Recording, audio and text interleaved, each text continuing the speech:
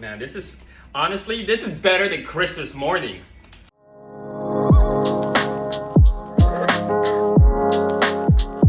Hey guys, what's going on? Welcome back to my channel. So in today's video, we are doing part 2 of our houseplant haul video, aka Christian went on a bit of a panic buy and got a whole bunch of plants because he's crazy about them and I love them. And in this video, I want to share with you guys the 5 plants I received from the mail from a company out in North BC. So I was really happy to discover another Canadian company who does Canada-wide shipping. And this is actually one of the first experiences I've had getting plants from the mail that's not from a local, nursery or shop. So they did spend a bit of time in the mail system, but thankfully not too long. So I will share with you guys kind of my process when it comes to caring for plants after getting them from the mail, as well as do a bit of repotting near the end of this video. Now, they did come in on Tuesday and I was so excited that I could not wait to open and unbox it. So I did do an unboxing and reaction video of that on my Instagram, but we'll show a bit of clips with each plant that I show you guys today on kind of my first experience when I first saw these plants. So without further ado, we'll start with the Aetherium Magnificum. So exciting. Oh my gosh, no way.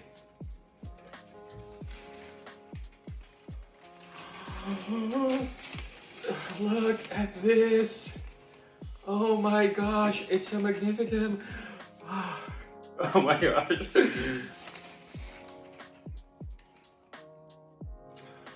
I am so in love right now. Man, who needs a girlfriend when you got plants like this? I'm just kidding, but oh my gosh. Wow, this is amazing. I mean, check this beauty out. I'm sure you guys can relate with my first reaction when I first opened this up because I've never seen one in person. So to see it in person really was like love at first sight. I love the velvety leaves, the crystal veins it's got, and how big this leaf is. So typically, I usually like smaller plants because I like to watch them progress and grow and really take pride in it. But when I saw how big this leaf was and just how magnificent it is, no pun intended, I honestly could not help but react the way I reacted. So truly a beautiful Anthurium. And for those of you guys who's been following me for a while, you know that in my early plant journey, which is about 3 or 4 years of me taking this seriously, I didn't really start exploring Anthuriums or Philodendrons like these ones until earlier this year. And part of the reason why is because I really wanted to make sure that I can master caring for a lot of the basic and common plants like a pothos. And I always say, like, if you can master a pothos or a Monstera deliciosa or maybe a pilea or maybe a calathea, then you can take on pretty much any type of plant. And these types of plants that I'm showing you guys lately is going to be a little bit more trickier when it comes to care for them. But yes, I definitely want to make sure that I had some experience under my belt before I got this because, like I said, I don't want you guys to rush your plant journey. Be mindful of where you are in terms of your experience. Be responsible when it comes to buying, but at the same time, do what makes you happy because I'll be honest, getting these plants truly do make me happy, and I'm very, very grateful for them, and I'm very thankful for all of you guys for allowing me to kind of share, my experience with you guys. But yeah, so the next plant I got is also another Aetherium. It is the Vitarifolium. Oh my gosh. Okay.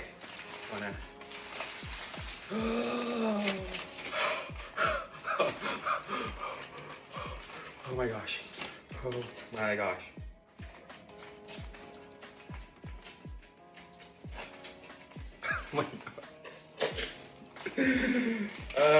I was gonna wait till we did like a whole YouTube video of this, but I can't, guys. I'm sorry. It's just so exciting, and I know.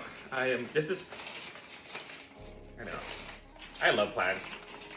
I genuinely really love plants, and wow, you guys check this out. Oh my gosh, I am.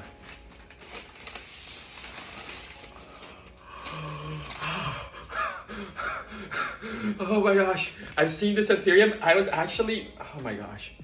I mean, check this beauty out. When I first saw the leaves at the top there, you guys can see with my reaction, I knew what it was. At that time, I didn't know the name of it, but I remember checking this plant out and I was like, That is a beautiful Anthurium. I love the elongated type of leaves and how it hangs, and it's gonna look so cool on top of a bookshelf. I actually did end up putting this on one of my plant stands that you guys see right here, and it just looks so cool. And this particular Anthurium is actually a little bit easier to care for than like a lot of those heart-shaped ones like a crystallinum or a magnificum. It doesn't require as much humidity, but it's so beautiful and it's so unique and different. And yeah, I saw this and I was like, wow, I am so blown away with it. And honestly, my reaction when I was opening a lot of these plants, it literally felt like Christmas morning, even better than Christmas morning. So I literally felt like a kid in a candy store.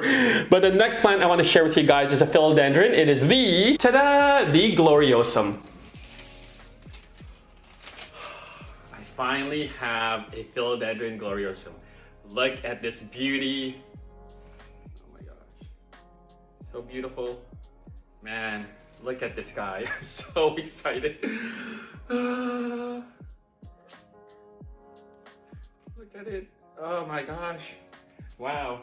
Check how beautiful this leaf is. And yes, I know it's a philodendron, and for those of you guys who's been following my journey, you know I had a bit of a challenge with a few of my philodendrons. My melanochrysum, you know, has gone through a bit of a trouble, but you know, that's the other thing I wanted to also you know, share with you guys is not only did I want to expand my collection but also expand my experience as well too, because like I said, the first 3 years, you know, I didn't touch any of these plants, but now that I have a little bit more confidence, I really wanted to. And what my melanochrysum has been teaching me, especially with philodendrons, is, you know, a bit of propagation with sphagnum moss, you know, how to treat them. And honestly, I'm so excited that they're thriving now, and that's why I wanted to add this Gloriosum, because it's such a beautiful plant. I love how big the leaves can get, the veining, the pattern, the velvety, and it's so cool. And like I said, I was beyond the moon when I was opening a lot of these plants. But the next two plants I want to show you guys are actually cuttings that, you know, North Shore Tropical gave me, and I was unexpected. So the first one I want to show you guys is the, tada, the Monstera Albo. No way. I think I got a peek of what this is. It can't be. It cannot be.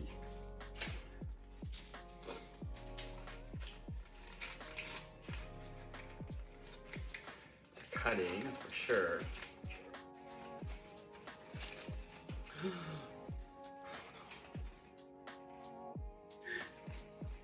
You gotta be kidding me. Are you serious?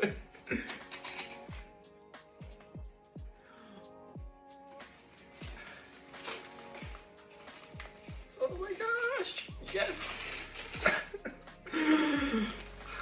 Look at this baby Albo Monstera. It's a cutting. Yay. Because that one, I don't know if it's gonna make it, but oh my gosh. You're kidding me.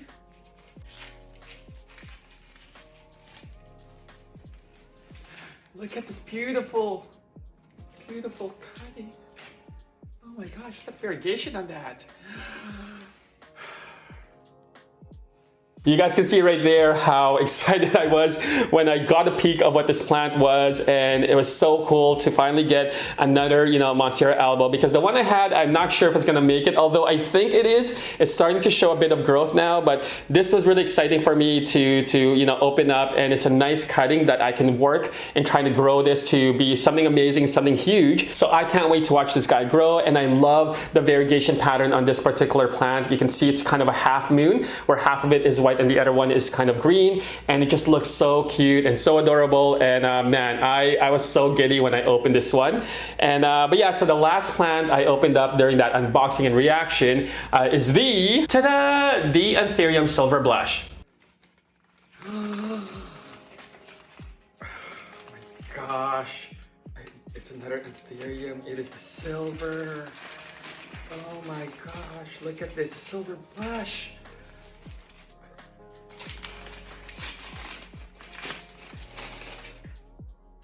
Wow.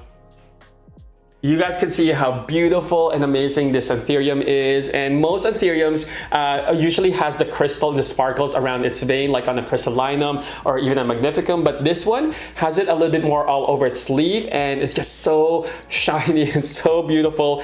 And I was so excited when I got this as well. Again, it was unexpected, so my reaction to it just says it all. These are beautiful, beautiful plants, but again, they're not the easiest to care for, and especially when receiving plants through the mail. I know for me, I waited a very long time before I started purchasing plants through the mail, partly because I just have anxiety on how they arrive, but a lot of these plants, all of them were packaged really, really well. And again, if you want to see that full video and reaction, check out my Instagram. I talk about the packaging of it, how long it took. And because these guys actually didn't spend a lot of time in the mail system, they were fairly easy to care for after, because I did have the option to get them next day, or you can choose whether 3 or 5 days, really up to you.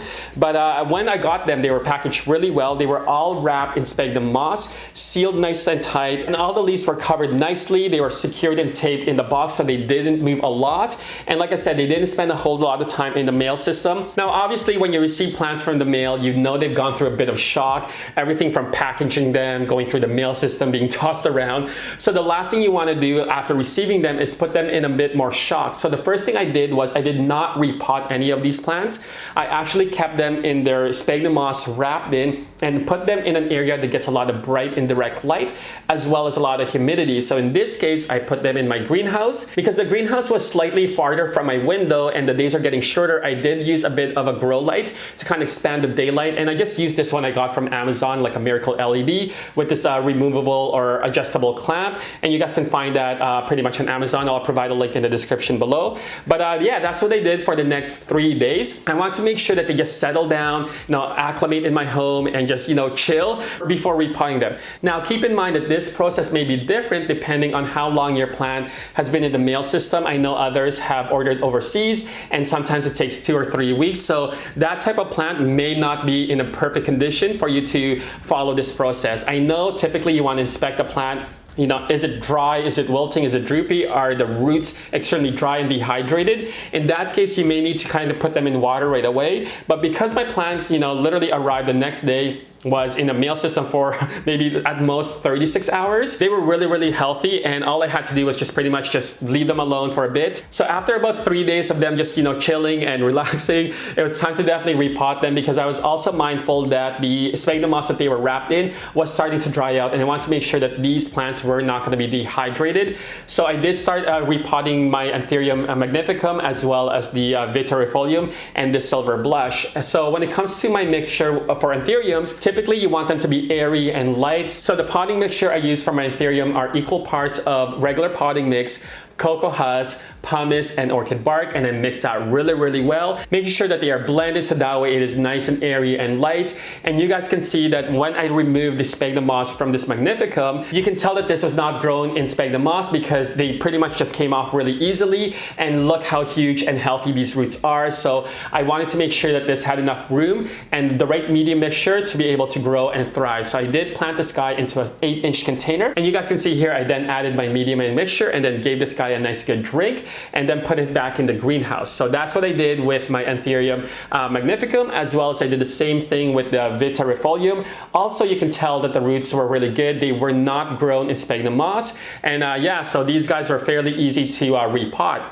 Now, when it came to my Gloriosum, it was a little bit different and a little bit tricky, because you can tell that this was grown in sphagnum moss because the roots were really attached to the sphagnum moss. So I had to gently remove them, making sure that you do not, tug on the roots or, rip them off or any of that, because you do not want to damage the roots when it comes to these types of plants. But I managed to remove most of them, and eventually I was able to then pot them into a 6-inch container. But the medium mix I use for my philodendrons are this pre-made orchid mix or tropical mix I get from my local garden center. It includes peach chunks, cocoa bark, pumice, and some husk, and pretty much a nice well-blended airy tropical mix. And this is where I have most of my gigas and my melanochrysum growing in right now, and they're loving it, right? So I want to make sure that the Philodendron Gloriosum was also with that mix. Now, when it came to the 2 little baby cuttings I got, the Monstera Albo as well as the Anthurium Silver Blush, they were already in sphagnum moss, so I knew I wanted to kind of just pot them back into a sphagnum moss type of medium. So with the Monstera Albo, the one thing I noticed once I unwrapped this is you guys can actually see right here. So it has a bit of rotting that's happening on one end of this cutting. So it was good that we opened this up so that way we allow some air. But to prevent it from spreading, I'm actually going to cut a bit of this off, a bit of that rotting, so that way we prevent it from spreading. So I'm just going to take a nice clean knife, put a bit of rubbing alcohol in there to make sure there's no germs. make a nice clean cut, and then let this guy air for about a couple hours before planting in sphagnum moss. So I just got this little 4-inch container, put a bit of wet sphagnum moss in there, making sure the roots are submerged in that sphagnum moss, but also making sure that this fresh cut isn't touching that sphagnum moss to avoid any future rotting that may take place when you have like an open wound like that and like, you know, moist getting in there. So you want to kind of prevent it. So that's what I did with this Monstera Albo. I'm not going to put this one in the greenhouse because again, I don't want a lot of that moisture to get onto one of the ends. I just want to let this guy, you know, callus a bit before maybe putting this in the greenhouse. And then with my Anthurium silver blush, instead of me actually potting this in sphagnum moss, I did decide to just put it into my mixture, my Aetherium mixture, because, you know, I thought the roots were a little bit longer and stronger, and it's in a little 4-inch container, so I thought this guy would be fine, you know, being in that mixture. But yeah, so that's what I did yesterday. I repotted all of these babies, and they are looking so good, and I'm so excited and so happy to have them in my collection. And it brings me so much joy, you know, obviously the whole unboxing and reaction, but even like watching them, you know, even if I'm sitting on the couch or just laying in my bed, you know, look at the greenhouse or I look at my shelf, they truly do make me feel a certain way. It's strange to say that, but they bring a lot of joy. So if obviously they bring joy into your life, and you know you are in the position to, you know, get a few of these plants, then do what you want to do. But again, be mindful of making sure you are buying responsibly. You know, don't go beyond your means, and as well as when you are looking for a new shop or seller, to do your homework to make sure that, you know, they are a reputable, you know, a shop, that their suppliers aren't the ones that are poaching and all of that stuff. So yeah, just some final words there, but hopefully you know, you guys learned a thing or two, you know, when it comes to my process of receiving plants from the mail and the repotting aspect of it after. Other than that, hopefully you guys enjoyed this video, and we'll see you guys in the next one. Peace.